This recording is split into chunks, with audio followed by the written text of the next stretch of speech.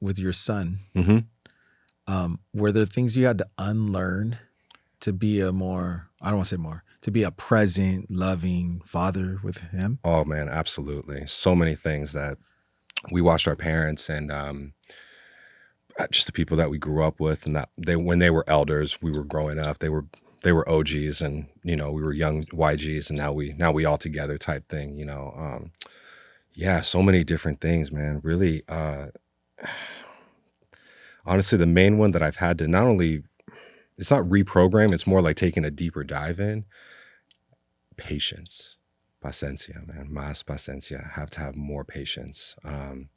And just taking a beat, taking a breath, again, being present and having the patience to be present.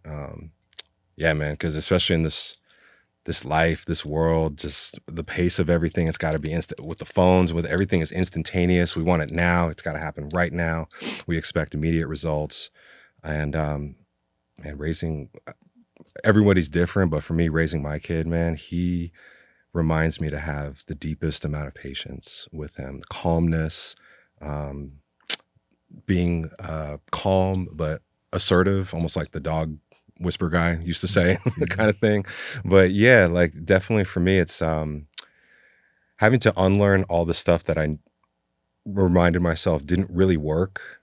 You know, when we were kids and watching adults raising us, and then realizing, okay, now I have an opportunity to do that, as opposed to, oh well, it worked then, so or that was done then, so therefore it must work now, and let's be terco, let's be stubborn about it. And I'm just like, nah, we have opportunities, and otherwise we become our own obstacles. Right. We get on our own way. And for me, raising my son, just me being here for him, that's out of all the things that I do in this life, that's the one that I take the most serious. And I'm just have so much there's so much joy that and knowledge that comes with those experiences, and I wouldn't trade it for anything. So love you, Stevie. Love you, son. Love you, Stevie. On the love you, um, your relation with your dad, did you have one where you would say "I love you" to each other? It's a very beautiful question. Absolutely. My dad made it a consistent flow. I want to say a habit, like a very consistent flow to say I love you to me growing up. And I do it with Stevie all the time. It's not even just because we're Latino and we're very affectionate by default. But yeah, he reminded me that I remember him actually, we were driving across the Golden Gate Bridge, and he just, not like in a weird way or anything, he grabbed my hand just like this, and he looked at me and just said, son, I love you. And I was like, oh, okay, love you too, Dad. It's kind of weird. Okay. But he then took the time to remind me, he's like, I'm telling you this, son, because my dad, Abuelito, Don Jose, even though I knew he did, he never once told me that he loved me. Like, he never said those words, but he would like pinch my cheek. He would like wink at me. He would grab my hand and kind of squeeze it. Like, there's, again, generational ways of saying I love you. And us men in particular have, especially in the past, not so much now, thank goodness, you don't hear about it as much, but definitely in the past, we had to grow up being like, no, don't say I love you. That type of stuff is for wussies, and don't show affection, don't show emotions. That's, just bottle on and be hard, this and this and that. Men, we don't say I love you to each other and stuff like that. And I'm like, bro, there's so many dudes that I say I love you, bro. Like, like when we walked in and had seen each other and it was like forever, man. I was like, oh, I love you, man. So good seeing you and all that stuff. Like, there's nothing wrong with that. That's healthy.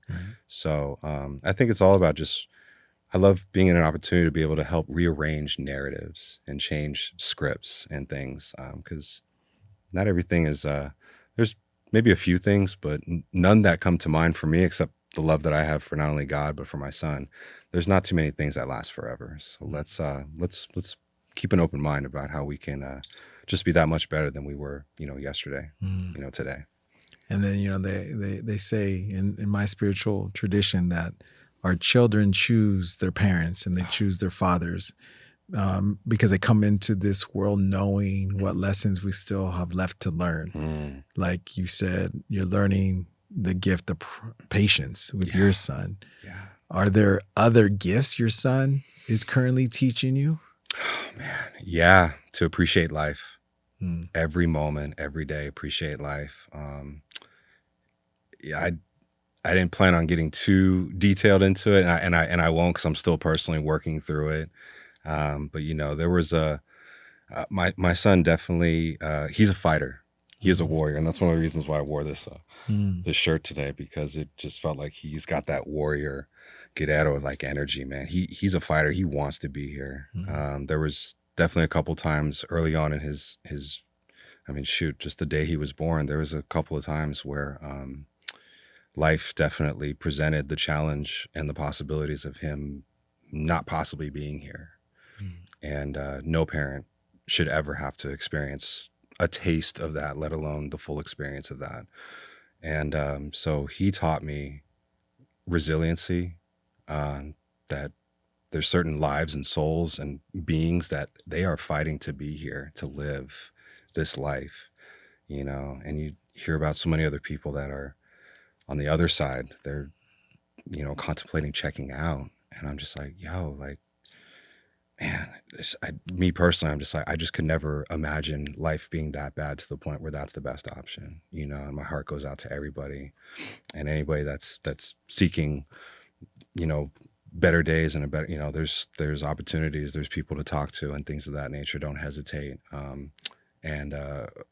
Man, I almost felt like I almost was one of those people on the other side, if something else were to have transpired with my son. But thank God, thank goodness, he literally is the sacred prayers and culmination of the best of our family DNA and legacy. And the fact that he is here, that to me is everything. So he's taught me just how to appreciate life, how to appreciate each moment.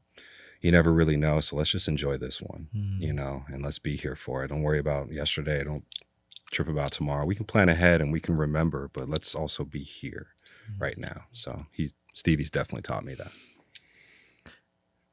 Given what you just shared and the blessings, I want to be here. Yeah. And I want to give gratitude to Stevie for fighting to be here. Yeah. Because in that fighting, you're here. And yeah. I didn't know this. And I want you to know not just the love, but the I love you. And this world would have been less loving with your physical presence not here. And I want to honor that and say that, because a lot of folks right now feel like they don't belong. They feel like they're alone. Yeah. They feel like,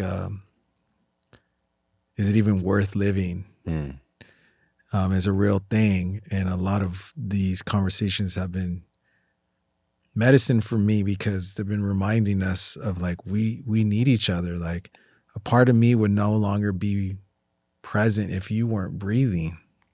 Obviously, you're always going to be with us and with me spiritually, but the physical is a different thing. 100%. So thank you, Mike. Just want to say thank you for holding on. Absolutely.